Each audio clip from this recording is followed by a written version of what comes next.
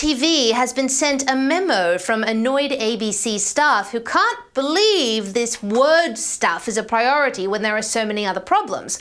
And when I saw the memo, I was a little shocked. It seems the ABC has done a bit of a tacit about-face on their workery and is returning to more sensible ground, at least when it comes to its style guide. So, here goes. At the ABC, from here forth, the word gay is gone, the word queer is gone, the word lesbian is gone, and the only ABC acceptable phrase to use when referring to those communities is LGBT.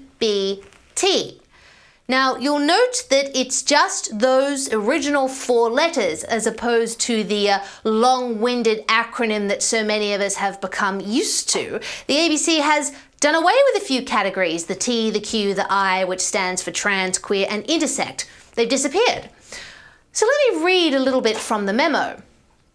Several terms exist to describe a range of different sexual orientations and gender identities.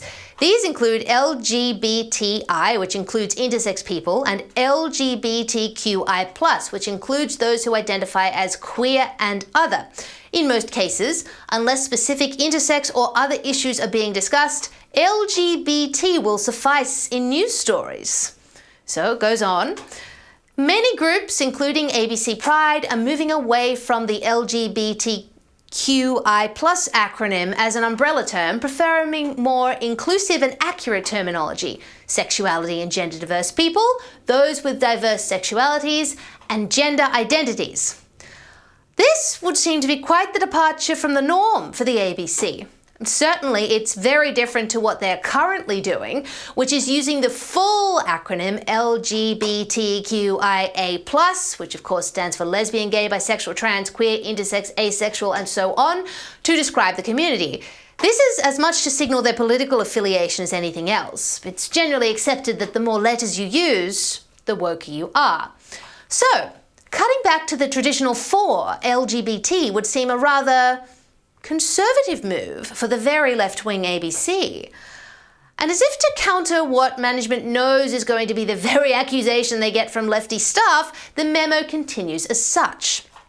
The plus symbol, which is becoming more commonly used, acknowledges that gender and sexuality is a spectrum and that people might use other words to describe their identity, like non-binary, gender fluid, asexual, pansexual, etc. If you're just talking about sexuality and gender diverse people, you don't need the I. When we talk about gender, sex characteristics, or sexuality, we're not talking about preferences or choices, we're just talking about how people are. So if you've just switched on and are wondering what on earth I am talking about, these are the new ABC rules for referring to gay, lesbian, and queer groups. Now, money on it, this has gone down like a lead balloon at the exceptionally diverse ABC. And I'm guessing their queer respondent for Sydney World Pride last year won't be particularly happy with the change. I'm Rudy Jean Brigg, your ABC correspondent, and I'm here with my fellow Rainbow History class creator, Hannah, to demand some answers. You can't be here.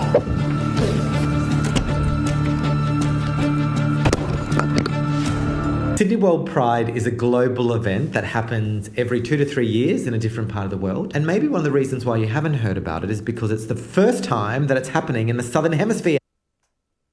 Some ABC staffer will no doubt complain that using only 4 letters isn't inclusive enough. Management will possibly cave after extended pressure, and the organisation will end up right back at where they started, with possibly even more letters added to the acronym. But the point is, this memo says everything about what is wrong with the ABC. This is such a third-order issue in terms of the ABC's problems, yet it's a fixation for them. ABC TV news viewership has never been lower. Its radio stations have appalling ratings because people don't turn to the ABC anymore. They actually turn away. And these letters is what the ABC is worried about? Worried enough to send an organisation-wide memo just to make sure everyone knows about it. Rest easy, Australia. Your ABC is surely hard at work on all the issues that really matter.